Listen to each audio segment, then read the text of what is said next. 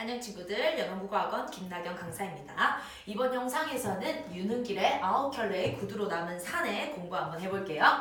자, 갈래부터 보겠습니다. 갈래는 현대소설이면서 중편소설입니다. 중편소설이라니까 좀 아주 짧진 않겠죠. 자, 그런데 이 소설이라는 게 우리 저번에 배웠던 5분간이라는 작품이라든지 그쵸?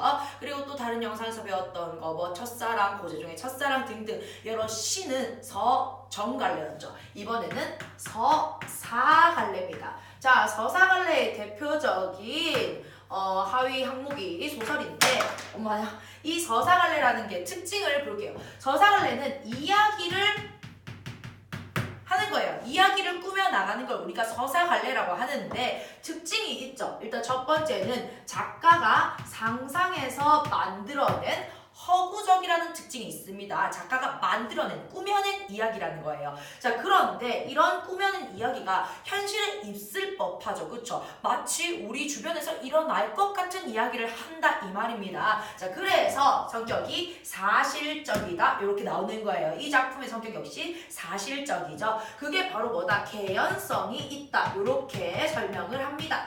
마치 일어날 것 같다라는 뜻입니다. 자, 그 다음에 갈등이 드러나요. 시랑은 다르죠. 서정갈래랑은 다르게 인물들의 갈등, 외적 갈등, 내적 갈등 이런 갈등이 드러난다는 거고요. 그리고 자, 시점 보십시오. 1인칭 관찰자 시점이라고 하듯이 서술자가 등장을 합니다. 이강벽의 결혼 같은 희곡에는 서술자가 없었죠. 희곡과의 다른 점이에요. 시랑 다른 점도 똑같이 1인칭 관찰자 시점입니다. 이 작품은 서술자가 있다. 자, 1인칭이라는 거는 작품 안에 서술자가 있다는 거다. 그치? 나가 등장을 합니다. 나라는 등장인물입니다. 내가 등장을 하는데 관찰자 시점이라고 했지. 그치? 자, 그러면 이 관찰자 시점이라는 건 바로 뭐다? 내가 주인공이 아니라 나라는 등장인물이 주인공을 보면서 관찰하면서 이야기를 전개시켜 나간다 이런 뜻이 되겠습니다. 자, 그러면 서사갈래의 특징 정리하고 다시 볼게요. 성격은 사실적이고요. 비판적입니다. 1970년대 급격한 산업화 시대에 소외계층들이 많이 생겼죠. 그런 현실을 비판하는 겁니다. 자, 배경 1970년대 뭐라고 방금 말했습니다. 급격한 산업화가 일어났던 시대다. 그리고 성남 지역입니다. 자, 주제는 산업화 과정에서 소외된 계층의, 여기에서는 권씨가 이 소외된 계층의 대표하는 인물로 나오게 되겠죠. 권씨가 대표합니다. 소외된 계층의 어려운 삶과 이 부조리한 현실을 고발한다. 이거 느낌표예요. 고발. 좀 느낌표처럼 써볼까요? 자, 고발한다 라는 것이 주제가 되겠다. 자, 주제랑 이런 특징이 정리된 친구들은 그냥 넘어가면 되고요. 나 정리된 게 없다 하는 친구들은 잠깐 멈춤 눌러가지고 이걸 정리를 다 하고 본문으로 들어가겠습니다. 필기하시고요. 자, 그러면 우리가 등장인물도 한번 살펴보자. 일단 주인공인 권씨가 있고 권씨와 나, 그쵸? 나의 갈등이 드러나고 있다라는 거. 권씨는 원래는 출판사에 다니던 출판사 직원이에요. 4년제 대학에 나와서 출판사에 들어갔었지. 그런데 이제 집 살려고 철거 입주권을 분양받았다가 안 좋은 일에 휘말려가지고 전과자가 됩니다. 전과자가 된 인물이 되겠다. 성격은 굉장히 착해요. 착하고 그리고 또 내성적이다. 내성적. 또 소심합니다. 이런 성격을 지니고 있다. 하지만 착하고 내성적이고 소심하지만 자존심 하나만은 놓칠 수 없습니다. 그치? 이 자존심이 강한 인물이에요. 왜? 나는 4년제 대학에 나왔으니까. 그쵸? 자, 그래서 이 권씨의 자존심을 보여주는 게 바로 뭐다? 구두라는 소재가 되겠다. 그치? 계속 구두를 닦잖아요. 그쵸? 그겁니다. 자존심이 있는 인물이고, 그리고 앞에서 말했듯이 소외된 계층의 전형적인 인물이 바로 권씨가 되는 겁니다. 자, 나는요 어렵게 집을 구했어요. 그래가지고 이제 세를 내줘야 되는데 세를 내주면서 이익을 중시하죠. 이익을 중시합니다. 이익을 중시한다. 자, 그리고 또 소시민적인 성향을 지니고 있어요. 소시민적인 성향을 지니고 있다. 그래도 이건 좀 아닌데 이런 거 있지, 그치? 아무래도 가진 사람들은 무시하면 안 돼. 하지만 내가 부자가 아니었을 때도 있었잖아, 그치? 지금도 물론 부자는 아니지만 내가 엄청 가난할 때도 있었어. 그래서 가난한 사람들한테도 나쁘게 대해서는 안 돼, 그쵸? 하지만 소시민적인 성향을 지니고 있는데, 그런데 권 씨가 나중에 돈 빌려달라 해요. 많은 돈을 빌려달라고 해서 거절하죠. 그거 너무 많아. 하지만 나중에는 불쌍해서 빌려주죠. 그래서 권 씨에 대한 연민을 가지고 있는 성격이 되겠다. 연민을 가지고 있다라고 하는 것은 따뜻하다. 일부분은 따뜻한 성격을 지니고 있다라는 것을 알 수가 있겠습니다. 자, 그러면 우리 작품 안으로 한번 들어가 보겠습니다. 자, 앞부분 줄거리 그래도 한번 읽어볼게요. 같이 읽어보자. 초등학교 교사인 오 선생은, 자, 나라는 인물이 오 선생이 서술자예요. 서술자 적어두세요. 자, 초등학교 교사 직업 나왔습니다. 오 선생은 새빵살이를 전전하다가 개발이 진행 중인 한 도시 주택가에 집을 장만하고 문간방에 세를 놓는다. 드디어 집을 사서 이제 세를 주는 겁니다. 이 방에 권 씨가 아내와 두 아이를 데리고 이사를 온다. 권 씨 가족은 통보도 없이 이사 오기로 한 날보다 앞서 이사를 와서는 약속한 전세금마저 다 내놓지 않는다. 마음에 안 들겠죠. 게다가 권 씨의 아내는 아이를 임신한 상태다. 권 씨는 이불 보따리 하나와 취사 도구뿐인 궁색한 살림살이 속에서도 여러 켤레의 구두만큼은 소중히 여기며 깨끗하게 닦아놓는다. 왜? 자존심이기 때문에, 그치? 자, 권 씨가 이사 후 며칠 뒤 이순경이라는 등장인물 체크. 나를 찾아와 권 씨가 전과자이니 그의 동태를 살펴달라는 부탁을 한다. 그러던 어느 날 나는 학생 집에 가정 방문을 가다가 공사장에서 일하던 권 씨를 우연히 만난다. 그날 밤 술에 취해 들어온 권 씨는 집을 마련하기 위해 분양받았던 땅 문제로 정부 정책에 항의하다 소유의 주동자로 몰려서, 줄치세요. 왜 이렇게 출판사 직원에서 전과자가 됐는지. 주동자로 몰려서 징역을 산 자신의 과거를 털어놓는다. 얼마 뒤 집에서 아이를 낳으려던 권 씨 아내는 진통이 길어져 한밤중 병원으로 옮겨진다. 여기까지 앞부분 줄거리였습니다. 앞부분 줄거리도 놓쳐서는 안 돼요. 문제 푸는데 중요한 단서가 될 수 있기 때문에 꼭 읽어보시면 되겠습니다. 자, 그러면 위기로 넘어가 볼게. 오후 수업이 시작된 바로 뒤에 뜻밖에도 권 씨가 나를 찾아왔다. 때마침 나는 수업이 없어 교무실에서 잡담이나 하고 있는 중이어서 수위로부터 연락을 받자 곧장 학교 정문으로 나갈 수 있었다. 바쁘실 텐데 이거 죄송합니다. 권 씨는, 자, 줄칠게요. 애써 웃는 낯이었고 왠지 사람이 전에 없이 퍽 수줍어 보였다. 줄 쳐주세요. 자, 권 씨가 이렇게 옛날과 다르게 좀 수줍게 이야기하는 이유는 뭐 때문이다. 줄 쳐서 무엇인가를 부탁하려는 의도로 이렇게 말하는 겁니다. 그치? 자, 그래서 무언가를 부탁하려는 데서 오는 태도다. 태도 중에 첫 번째입니다. 어떻게? 수줍게. 나는 그 웃음이 세 번째 아이의 아버지가 된 데서 오는 것이라고 좋은 쪽으로만 해석함으로써, 자, 여기까지 갈로 치세요. 나는 어떻게? 권 씨가 이렇게 수줍게 이야기를 했어. 이거 돈 빌리려고 그런 거지. 근데 뭐라고? 아이가 나왔잖아, 그치? 그래서 세 번째 아이가 된 거 그것 때문에 이런 거구나 라고 자기 혼자 생각을 해버려. 이게 바로 뭐다, 여러분? 1인칭 관찰자 시점의 특징이죠. 나 말고 다른 사람의 심리는 알지를 못해요. 내가 추측만 할 수 있다, 이 말이다, 그치? 그래서 그 갈로 친 부분은 바로 뭐다? 1인칭 관찰자 시점의 특징. 근데 특징 중에도 한계다 라고 우리가 필기를 하겠습니다. 한계다. 나 외에 다른 인물의 심리는 알지를 못해요. 그래서 내가 추측하는 것밖에 없다는 거죠.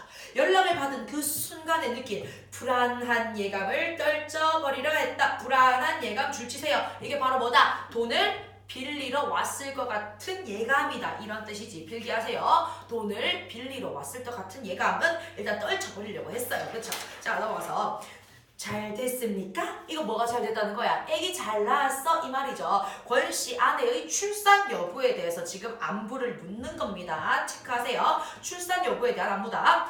뒤늦게나마 오 선생 말씀대로 했기에 망정이지 끝까지 집에서 버텼다간 큰일 날 뻔했습니다. 아 녀석인지 년인지 모르지만 못난 애비 혼 좀 나라고 영 애를 먹이는군요. 자 또 줄칠게요. 권씨는 또 수줍게 웃으며 길바닥 위에서 발부리로 뜻모를 글씨인지 그림인지를 자꾸만 그렸다. 이렇게 발 이렇게 막 그린다는 거다. 그치? 자 부탁하려는 태도 두 번째. 첫 번째는 수줍게 웃어 보였다. 두 번째는 수줍게 웃으면서 발로 자꾸 이렇게 뭘 그린다 이 말이다. 그치?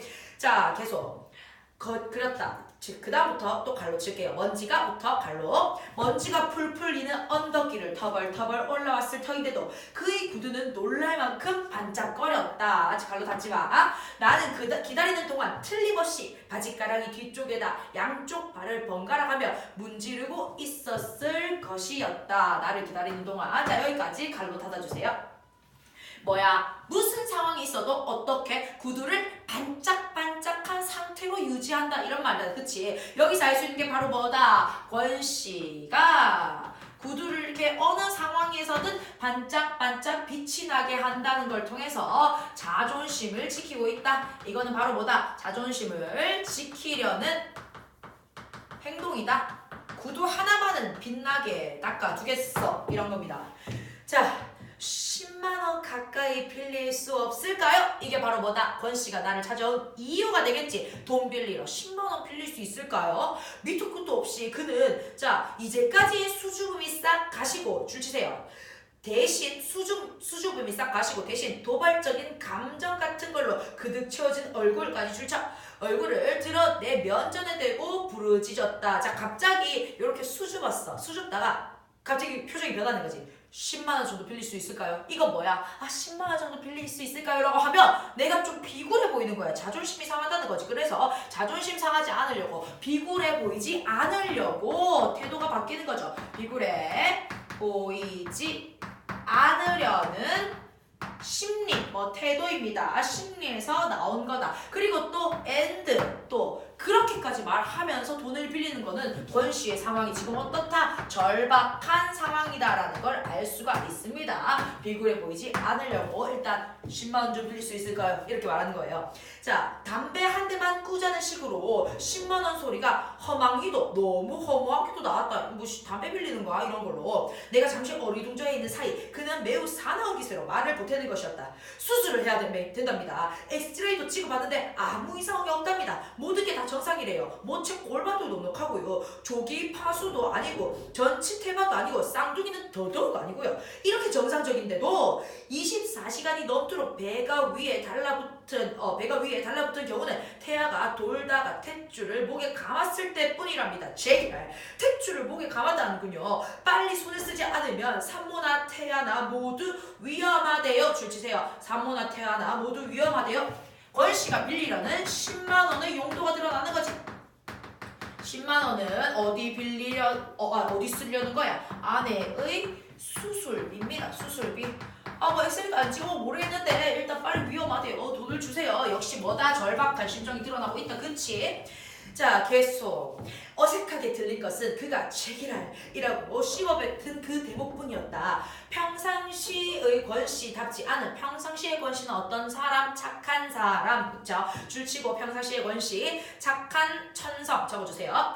권씨답지 않은 그 말을 빼고는 그럴 수 없이 진지한 이야기였다. 아니다. 그가 처음으로 점잖지 못한 그 말을 사용했기 때문에 제기랄 이 말이죠. 내 귀엔 더욱더 진지하게 들렸을지도 모른다. 나는 한동안 망설이지 않을 수가 없었다. 그의 진지함 앞에서 거참 안 됐군요. 이런 말이라던가 그래서 어떡하죠? 하는 상투적인 말로 섣불리 이쪽의 감정을 전달하기엔 사실 말이지 10만원 가까이는 내게 너무나 큰 부담이었다. 줄칠게요. 선뜻 빌려주기에는 부담스러웠다. 그래서 거절하는 거죠. 집을 살 때 학교에다 진 빚을 아직 절반도 못 가린 처지였다. 정상 분만비 1, 2만원 정도라면 또 모르지만 단순히 권씨를 도울 작정으로 나로서는 거금에 해당하는 10만원 가까이를 또 빚진다는 것 무리도 이만저만이 아니었다. 나도 아직 이 집 살려고 받은 빚이 많아. 그치? 꾸은 돈이 많은데 여기에다 또 이 사람을 도우려고 10만원을 빌리자 하니 좀 그렇다는 거다. 그쵸?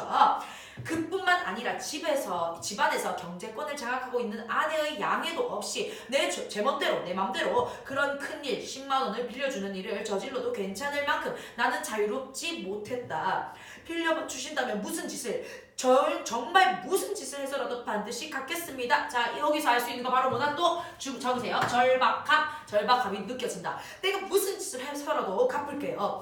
반드시 갚는 조건을 강조하면서 그는 마치 성경책 위에다 오른손을 얹고 말하듯이 엄숙한 표정을 지었다. 하마터면 나는 잊을 뻔했다. 그가 적시에 일깨워 주었기 망정이지 안 그랬더라면 빌려주는 어려움에만 골똘한 나머지 빌려줬다. 나중에 돌려받는 어려움이 더 클 거라는 생각은 사실은 생각도 못할 뻔했다. 그렇다. 끼니조차 감당 못하는 주제에 맞벌이 아니면 어쩌다 간간히 얻어걸리는 출판사 싸구려 번역일 가지고 어느 해에 빚을 갚은 것인가?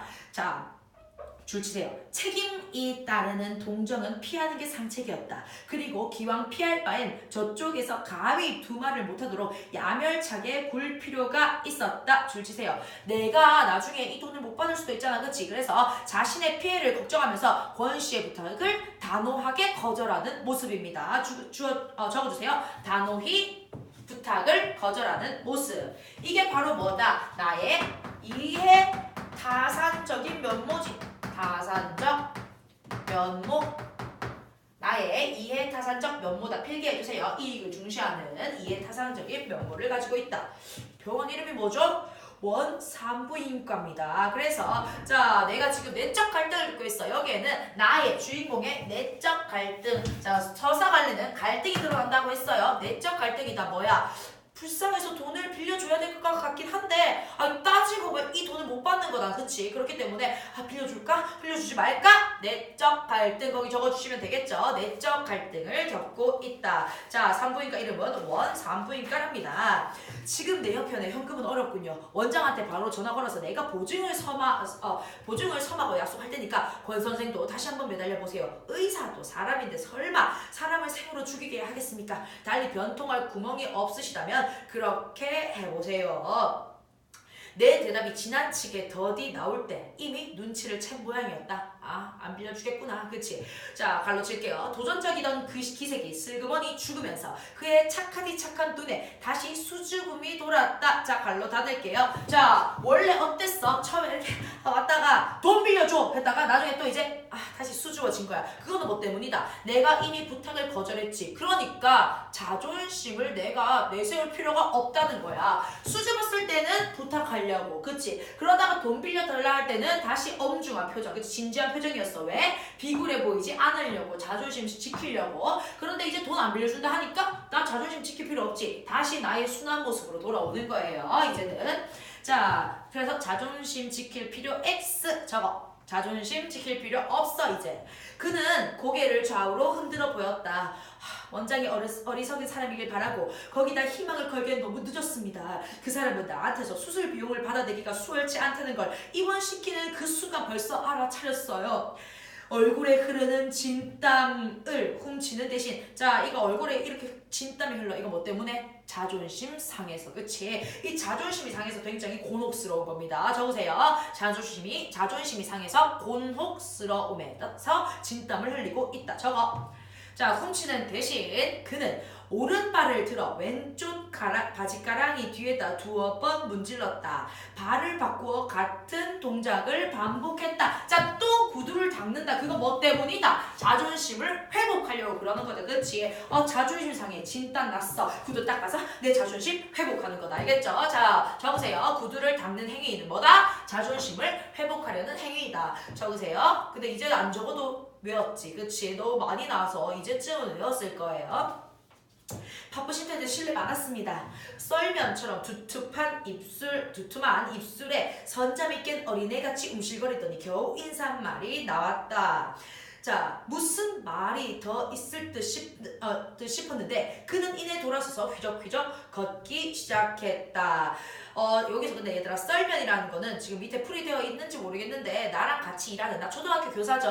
나랑 같이 일하는 교사의 별명입니다. 별명. 입술이 두꺼워서 썰면 한 접시 되겠다라고 해서 썰면입니다. 자, 그 다음 부분 주의 깊게 보세요.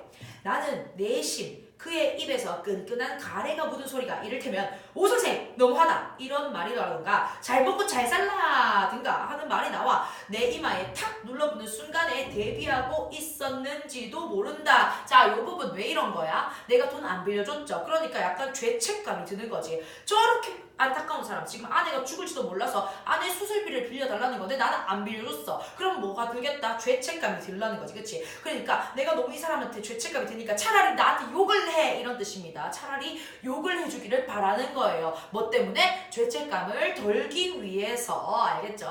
내가 칠판에 필기 안 해도 너희가 모르는 부분이 있으면 필기를 해야 돼. 알겠지? 다 검사를 할 겁니다, 나중에. 자, 그래서 그가 갑자기 돌아서면서 나를 똑바로 올려다 봤을 때 그처럼 흠칫 놀랐을 것이다. 자, 그런데 이렇게 말하죠. 줄 치세요. 오 선생, 이래봬도 나 대학 나온 사람이요. 자, 오 선생, 이래봬도 나 대학 나온 사람이요. 이 부분 우리 물감 칠까 얘들아? 왜? 이 부분 자꾸 되풀이해. 그치? 계속 나오는 겁니다. 자, 나 대학 나온 사람이에요 라고 하는 이유는 바로 뭐다? 자신의 자존심을 회복하려는 의도죠. 이래봬도 나 대학 나온 사람이야 이런 뜻입니다. 자존심을 회복하기 위해서 하는 말입니다. 그것뿐이었다. 내 호주머니에 촌지를 밀어넣던 어느 학부형같이 그는 수줍게 그 말만 건네고는 언덕을 내려갔다. 별로 휘청거릴 것도 없는 짝달만한 체구를 연방 휘청거리며 내딛는 한 걸음 한 걸음마다 땅을 저주하고 하늘을 저주하는 동작으로 내 눈에 그는 비쳤다. 이거 뭐 때문에? 역시 절박한 심정 때문에. 권씨가 절박하다는 게 계속 나오고 있어요. 그쵸? 절박한 심정입니다. 산 곱빼기를 돌아 그의 모습이 벌거벗은 황토의 언덕 저쪽으로 사라지는 찰나 나는 뛰어가서 그를 부르고 싶은 충동을 느꼈다. 줄쳐. 뭐 때문에? 연민 적으세요. 연민의 감정이 갑자기 북받쳐 오르는 거지. 아씨 미안해. 불쌍해서 막 뛰어가고 싶은 거야. 줄치세요. 연민의 감정이 화살표 위로 올라오고 있습니다. 북받치고 있어요. 돌팔매질을 하다 말고 뒤집혀진 3륜차로 달려들어 아기 참외를 깨물어 먹는 군중을 목격했을 당시의 권씨처럼 자 줄치세요. 이거 완전히 나체구나 하는 느낌이 팍 들었다. 이게 바로 뭐다? 이 권씨가 지금 어떤 문제? 절박한 생존 문제에 처해 있음을 알 수 있다 이 말입니다. 이건 완전히 나체구나 하는 느낌이 팍 들었다. 줄치세요. 바로 뭐다? 다시 권씨가 여기 적을게요. 권씨가 나체구나. 절박한 게 생존의 문제야. 절박한 생존 문제에 맞닥뜨려 있다라는 것을 느끼고 있다는 겁니다. 느끼고 있다. 자, 그리고 여기서 또 뭐야? 내가 이런 절박한 생존 문제 있는 사람한테 돈 안 빌려줬잖아. 못 받을까봐. 그래서 나의 자기 자신의 속물스러움을 눈치챈 거죠. 속물스러움을 깨달았습니다. 그래서 여기에 대한 또 부끄러움도 이제 느끼겠죠. 부끄러움을 느낄 것이다. 이것도 참고하세요. 계속. 그리고 내가 그에게 암만의 빚을 지고 있음을 퍼뜩 깨달았다. 전세돈도 일종의 빚이라면 빚이었다. 왜 더 좀 일찍이 그 생각을 못했는지 모른다. 원 산부인과에서는 만단의 수술 준비를 갖추고 보증금이 도착되기만을 기다리고 있었다. 학교에서 우격다짐으로 후려낸 가불에다 가까운 동료들 주머니를 닥치는 대로 떨어 간신히 마련한 일금 10만 원을 건네자 금태의 마비츠 안경을 쓴 원장이 바로 마취사를 부르도록 간호원에게 지시했다. 결국 나 어때요? 돈 끌어 모아서 빌려서 간 거예요. 권씨 이제 도와주려고 산부인과에 갔습니다. 지금. 자, 원장은 내가 권씨하고 아무 촉분도 없으며 다만 그의 새빵 주인일 따름인 걸 알고는 혀를 찼다. 왜? 뭐 이렇게까지 이런 뜻이죠. 아버지가 되는 방법도 여러 지리군요. 보증금을 마련해 오랬더니 오전 중에 나가서는 여태껏 얼굴 한번 안 비추지 뭡니까? 의사의 말입니다. 그러니까 내가 이렇게 말하죠. 맞습니다. 줄 치세요. 의사가 애를 꺼내는 방법도 여러 지리듯이 아버지 노릇하는 것도 아마 여러 지릴 겁니다. 이거 뭔데? 네 돈 때문에 지금 수술 안 해준다고 했지? 라고 해서 의사를 향한 빈정거림입니다. 빈정거림. 비판적인 태도로 의사를 말하고 있는 거죠. 그러면서 빈정거리는 거지. 그래, 의사도 수술해주는 사람이 여러 질이듯이 이렇게 말하는 거야. 그치? 그런데 자, 밑에 나는 내 말이 제발 의사의 귀에 농담으로 들리지 않기를 바랐으나 유감스럽게도 눈치 못 챘어요. 금태 안경의 상대방은 한 차례의 너털 웃음으로 그걸 간단히 뭉쳐버렸다. 그냥 문제 안 삼고 넘겼다 이 말입니다. 나는 이미 죽은 게 아닌가 싶게 사색이 완연한 권 씨의 부인이 들것에 실려 수술실로 들어가는 걸 거들었다. 그래서 여기에서는 얘들아 누구와 누구의 갈등? 권 씨와 의사의 갈등이 드러났다는 거다. 그치? 권 씨는 수술해주세요. 의사는 돈 없으면 안 돼, 못해. 그치? 권 씨와 의사의 갈등도 우리가 알아챌 수 있습니다. 적어도 돼요. 자, 계속 칠판 정리를 할게요. 자, 필기 다 됐죠? 필기 안 된 친구들은 멈춤하고 필기하고 계속 봅니다. 생명을 꺼내고 그 생명을 수용했던 다른 생명까지 암양에서 건지는 요란한 수술 치곤 너무 쉽게 끝났다.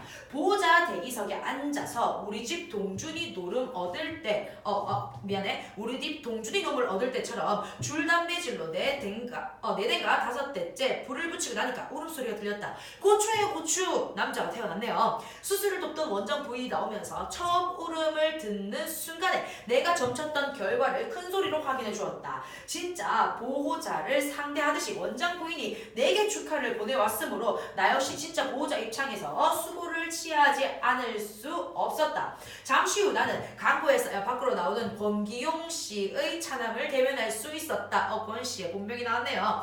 제 어미 배를 가리고 나온 놈답지 않게 얼굴이 두툼한 것이 속없이 잘도 생겼다. 제왕절개라는 말이 풍기는 선입감에 딱 어울리게 시리 목청이 크고 우렁찼다.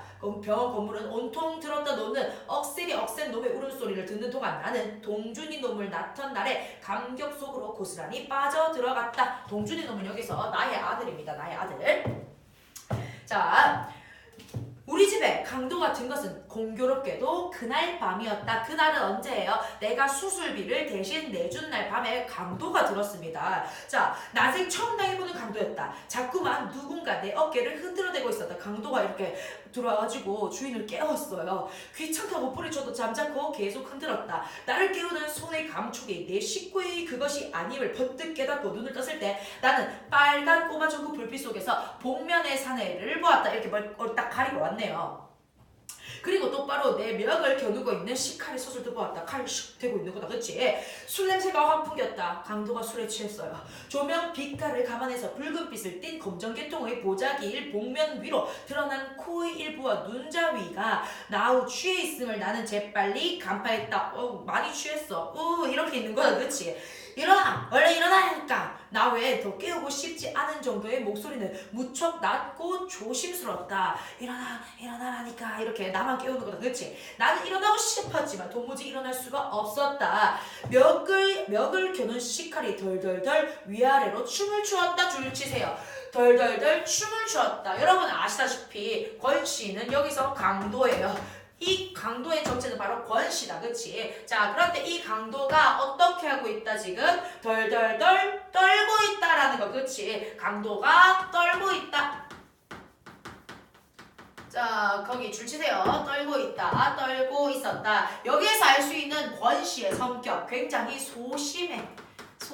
그치? 자, 그런데 강도는 소심했다 이렇게 말했어 지금? 아니지. 강도가 떨고 있었다 이렇게 말하고 있다. 그치? 이렇게 소심하고 순박한 권씨의 성격을 직접 제시하는 거예요? 간접 제시하는 거예요? 인물의 행동을 통해서 간접 제시하고 있습니다. 간접 제시. 직접 제시, 간접 제시 찾는 것도 문제 나올 수 있기 때문에 찾을 수 있어야 됩니다. 자, 만약 강도가 내 목통이라도 찌르게 된다면 그것은 고의해서가 아니라 지나친 떨림으로 인한 우발적인 상해일 것이다. 여기서 강도가 내 목을 찔러. 그러면 돈 내놔 이게 아니라 떨다가 이렇게 모르고 찔렀을 거다 이 말입니다. 무척 모자라는 강도였다. 자, 갈로 치세요. 무척 모자라는 강도였다. 얘들아, 이거는 그럼 직접일까 간접일까? 직접이죠. 직접 제시입니다. 나는 복면 위에 눈을 보는 순간에 상대가 그 방면의 전문가가 못됨을 금방 알아차렸던 것이다.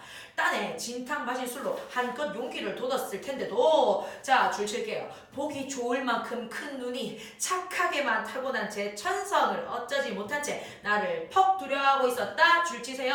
자, 이 천성 강도 네 천성을 넌 숨길 수가 없어. 어떻게 알아? 천성, 강도 천성을. 왜? 권씨니까. 그치? 지금 권씨인 걸 안 겁니다. 아시겠죠? 이 권씨의 착한 눈과 강도가 일치하는 거죠. 적으세요. 권씨의 착한 눈과 일치하는 강도의 모습입니다. 역시 순박하고 어리숙한 강도의 성격을 알 수가 있겠다. 자, 계속 가겠습니다. 술로 간을 키우지 않고는 남의 집 담을 못 넘을 정도라면 강력범행을 도모하는 사람으로서는 처음부터 미역국이었다. 실패다. 실패. 그치? 미역국이었다. 이건 뭐예요? 실패다라는 건데 얘들아 우리 미역국 먹었다 이렇게 말한다. 그치? 이건 뭐 시험 떨어졌을 때 아니면 뭐 내가 원하는 결과를 달성하지 못했을 때. 그쵸? 자, 미역국 먹었다. 실패를 뜻하는 건데 이런 걸 우리가 뭐라고 한다? 관용 표현이라고 한다. 관용적인 표현이 쓰이고 있네요. 미역국이었다. 일어날 테니까 칼을 약간만 뒤로 물려주시오. 강도는 시킨 대로 했어. 이렇게 빼줬대. 내놔. 얼른 내놓으라니까. 내가 다 일어나 앉기를 기다려 강도가 속삭였다. 하라는 대로 하죠. 하지마. 당신도 내가 하라는 대로 해야만 일이 수월할 거요. 이거 뭔데? 오히려 강도한테 지금 조언해주고 있다. 그렇지? 어수룩한 강도한테 뭐한다? 조언해주고 있다. 지금 여기서부터 계속 나타날 거야 얘들아. 강도가 들어왔는데 주인이 강도를 막 다그치고 가르쳐주고 이런단 말이야. 이걸 우리가 사자성어로 뭐라고 한다? 주객전도라고 합니다. 앞으로 이 주객전도 계속 나올 거예요. 여기서부터 쭉.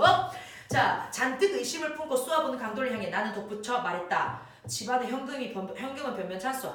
화댕띠 위에 돼지 저금통하고 장롱 서랍 속에 아마 마누라가 쓰다 남은 돈이 약간 있을 거예요. 그 밖에 돈이 될 만한 건 당신이 알아서 챙겨가시오. 뭐야 이게 무슨 상황이야. 강도가 더욱 의심을 두고 견고히 움직이려 하지 않았으므로 나는 시험삼아 조금 신경질을 부려보았다.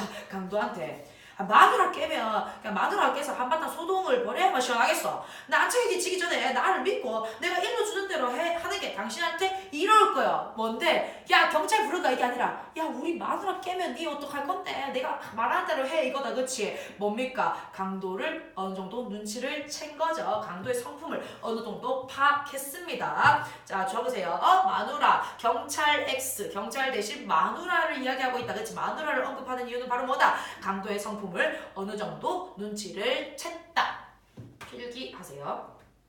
자, 계속 한 차례 길게 심호흡을 뽑은 다음 강도는 마침내 결심을 했다는 듯이 이부자리를 돌아 화장대 쪽으로 갔다. 자, 줄칠게. 얌전히 구두를 벗고 양말바람으로 들어온 강도 줄치세요.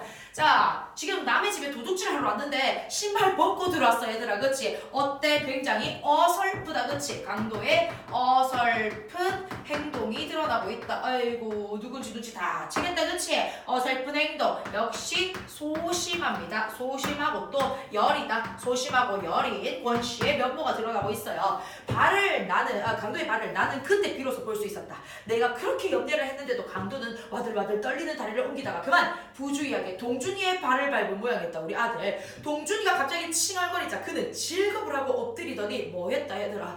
녀석의 어깨를 토닥거리는 것이었다. 줄치세요.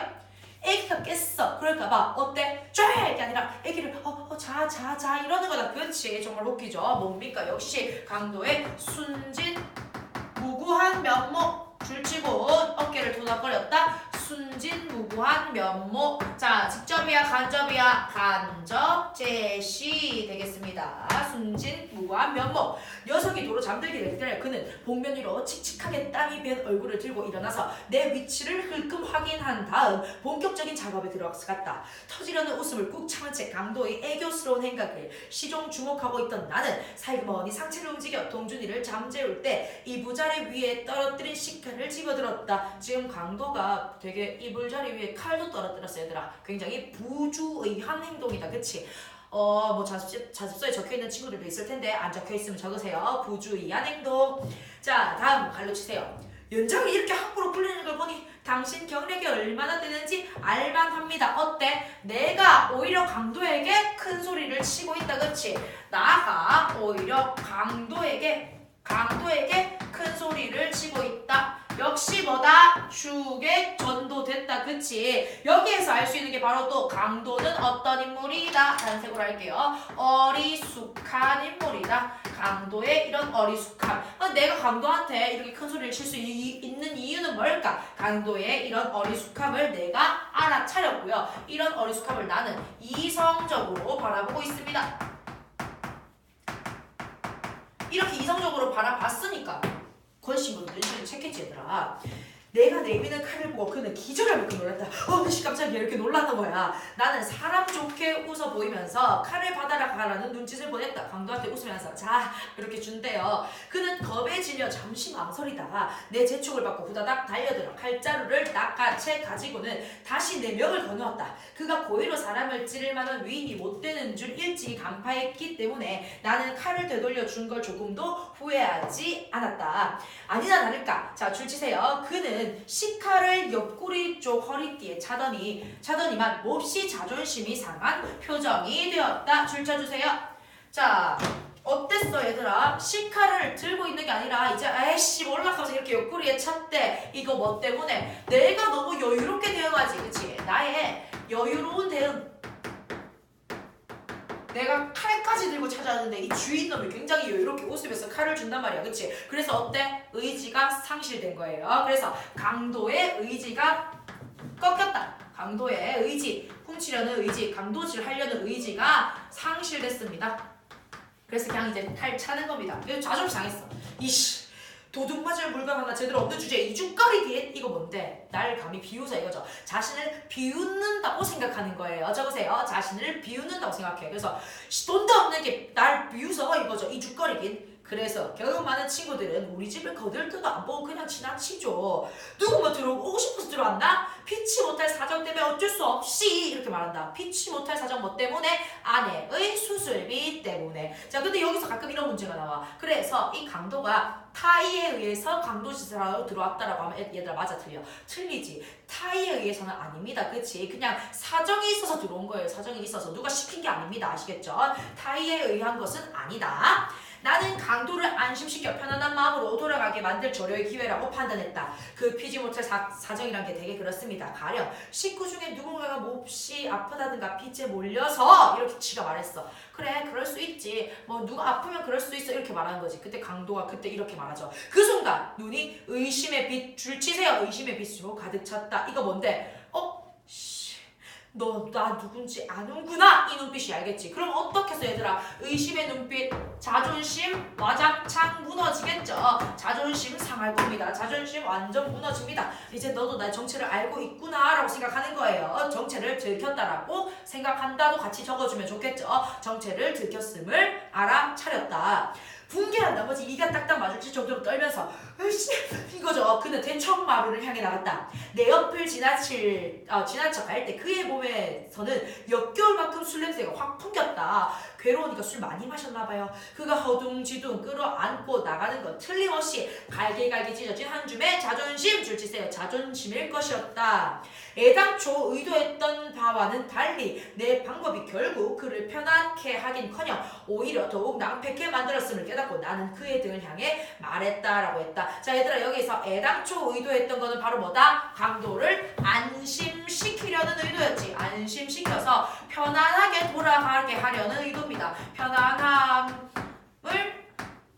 편안함까지 쓰잖아. 편안함을 주려는 의도였어. 그치? 편안함을 들게 하려는 의도였는데 근데 그를 편하게 하기는커녕 어떻게 더욱더 낭패케 만들었다. 어떻게 만들었는데 자존심 상하게 만들었죠. 의도는 아니었어요.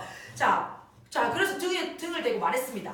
어렵다고 꼭 외로우란 법은 없어요. 누가 압니까? 당신도 모르는 사이에 당신을 아끼는 어떤 이웃이 당신의 어려움을 덜어주었을지. 여기서 어떤 이웃 누구예요? 나죠, 나. 자, 그 부분. 당신을 아끼는 어떤 이웃이 당신의 어려움을 덜어주었을지. 이거 무슨 말이에요? 내가 수술비 내줬다 이 말이죠. 그치? 근데 수술비 내준 것을 직접적으로 말하는 거 아니라 돌려서 말하는 거죠. 우회적으로 말하고 있다는 겁니다. 우회적으로 말하고 있다.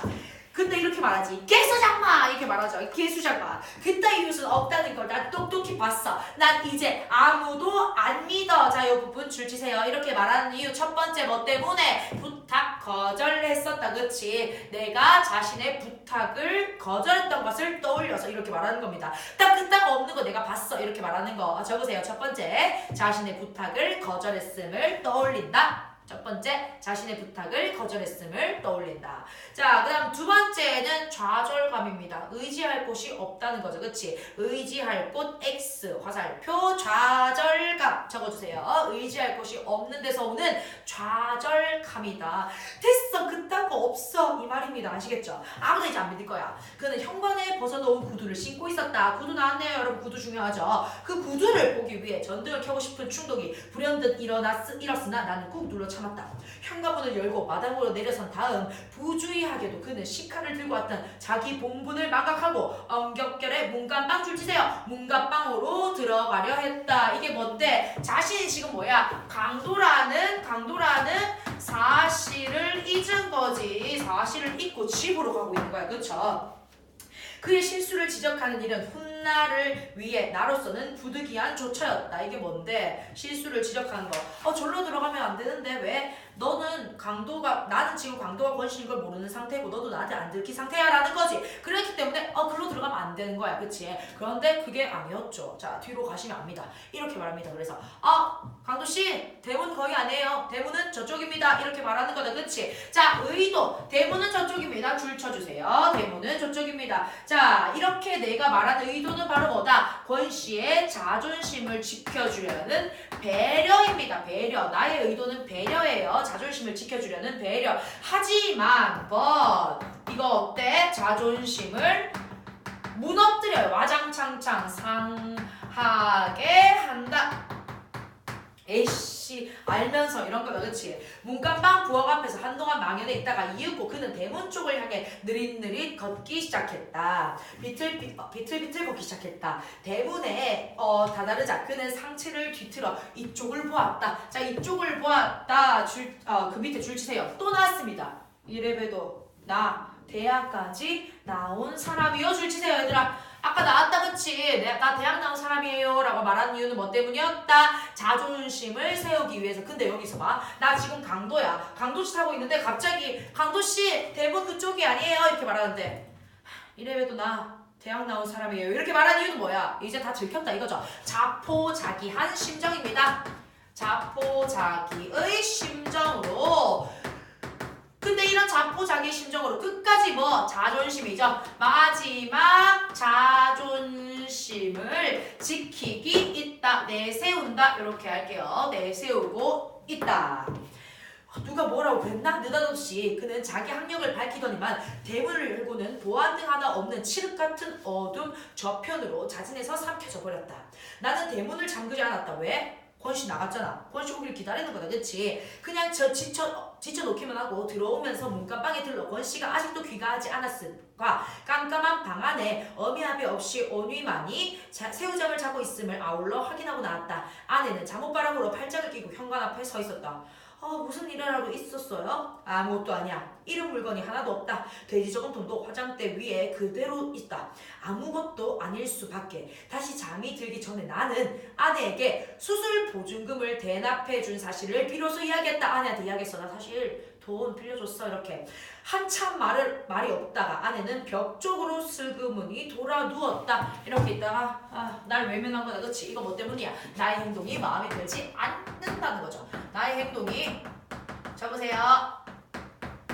마음에 들지 않는 그런 심정입니다. 자, 근데 난 너 정말 마음에 안 들어 이렇게 말하는 거야? 아니지, 그냥 이렇게 등을 돌려버리는 거죠. 그렇죠? 뭡니까? 비언어적 표현으로 자신의 심리를 이야기해주고 있죠.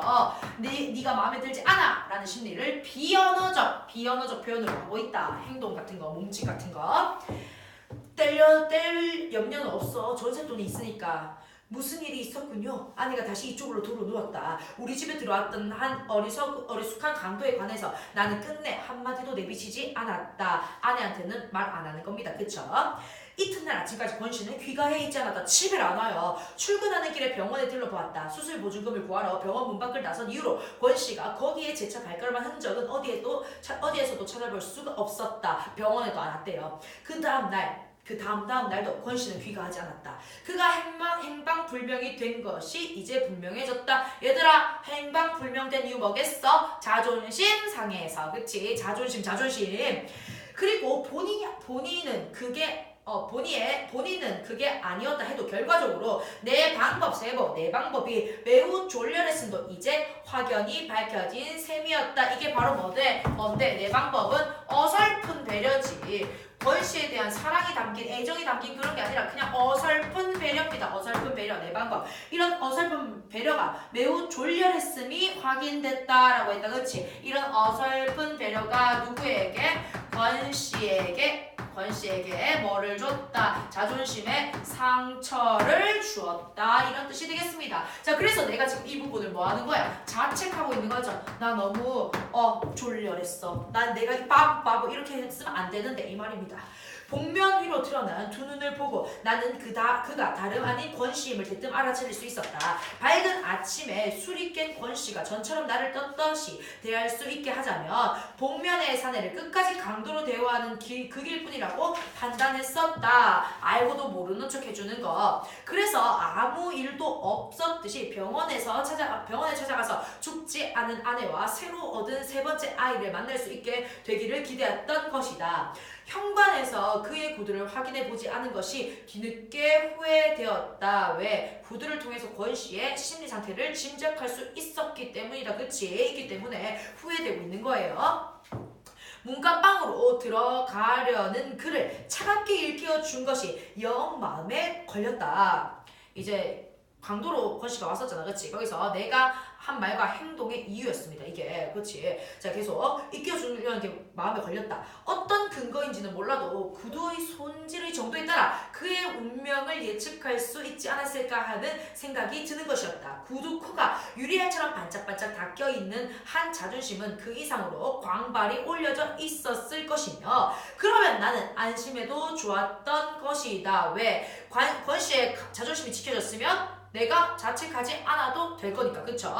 그때 그가 만약 마지막이란 걸 염두에 두고 있었다면 다시는 이 집에 들어오지 않을 거다 이런 생각이었다면 새끼들이 자는 방으로 들어가려는 길을 가로막는 그것이 그에게는 대체 무엇으로 느껴졌을 것인가. 그래서 이제 여기까지 내가 계속 자책하는 거예요. 자, 계속 아내가 병원을 다니러 가는 편에 아이들을 죄다 딸려 보낸 다음 나는 문간방을 샅샅이 뒤졌다. 방을 내준 후로 밝은 낮에 내부를 둘러보긴 처음인 셈이었다. 이사 올 때 본 그대로 세간이라곤 깔고 덮는 데 쓰이는 것과 쌀을 익혀서 담는 몇 점 도구들이 전부였다. 별다른 이상은 눈에 띄지 않았다. 구태여 꼭 단서가 될 만한 흔적을 찾자면 그것은 구두일 것이었다. 가장 감나가게 세간의 자격으로 장롱 따위가 자리 잡고 있을 꼭 그런 자리에 뭐가 있었다? 9켤레나 되는 구두들이 줄지세요. 자, 9켤레나 되는 구두들 바로 뭐를 상징한다? 권 씨의 자존심을 상징합니다. 자존심. 9켤레 구두로 나온 사내잖아요. 그쵸? 사열받는 병정들 모양으로 가지런히 놓여 있었다. 그러면 얘들아 뭐야? 권 씨는 이 모든 것 중에 구두를 세상에서 가장 소중히 여기고 있다는 것을 알 수가 있겠죠. 자, 가장 소중히 여겼다 적어주세요. 정갈하게 닦인 것이 6켤레 그리고 먼지를 덮어쓴 게 3켤레였다. 모두 해서 10켤레 가운데 마음에 드는 7켤레를 골라 한꺼번에 손질을 해서 매일매일 갈아 신은 한 일주일의 소용에 당해온 모양이었다. 계속 잘 닦인 7 중에서 비어있는 하나를 생각하던 중 이거 누가 신은 거? 권 씨가 신고 나간 거지. 나는 한 켤레의 그 구두 줄치시고요. 구두가 그렇게 쉽사리 돌아오지 않으리란 걸 알딸딸하게 알게 되었다. 한 켤레의 구두 바로 뭐다? 권 씨다. 권 씨. 한 켤레의 구두는 권 씨를 이야기하는 거고 이 한 켤레의 구두 권 씨가 쉽사리 돌아오지 않는다. 이런 뜻은 그럼 얘들아 뭐겠어? 권 씨의 자존심이 쉽게는 회복되지 않을 것이다 라는 거 않을 것이다 라는 것을 알 수가 있겠죠. 그쵸? 쉽게 회복 안 될 것이다 라는 걸 깨달은 거예요. 권 씨의 행방불명을 알리지 않았으면 안 될 때였다. 내 쪽에서 먼저 전화를 걸기는 그것이 처음이자 마지막이었다. 나는 되도록 침착해지려는 노력하면서 내게 이웃을 사랑하게 될 거라고 누차 장담한 바 있는 이순경을 전화로 불렀다. 그래서 이순경은 권 씨를 감시하는 경찰로서 당신은 결국 권 씨를 사랑하게 될 거예요. 이렇게 말했거든요. 그쵸? 그래서 이런 이순경이 나에게 이런 말을 했던 이유를 이제 알아차리게 된 것입니다. 자, 본문 여기까지죠. 본문 여기까지 되겠다. 우리 각 학교 뒤에 있는 활동 정리 문제 이런 것들 있지. 학습 정리, 활동 정리, 내용 정리 이런 것들 꼭 다 읽어보시고요. 답을 다 보셔야 됩니다. 그렇게 왜냐면 학습 활동이 시험에 제일 많이 나오기 때문이야. 알겠죠? 시험에 다 여기서 나오는 거니까 반드시 꼼꼼하게 학습 활동의 답을 다 체크하고요. 거의 외우시다시피 하세요. 서술형 준비하는 친구들은 학습 활동 답 다 외워서 시험 치고 들어가야 됩니다. 자, 그러면 9켤레의 구두로 남은 사안에 여기까지 하겠습니다. 다음 영상에서 또 공부해요.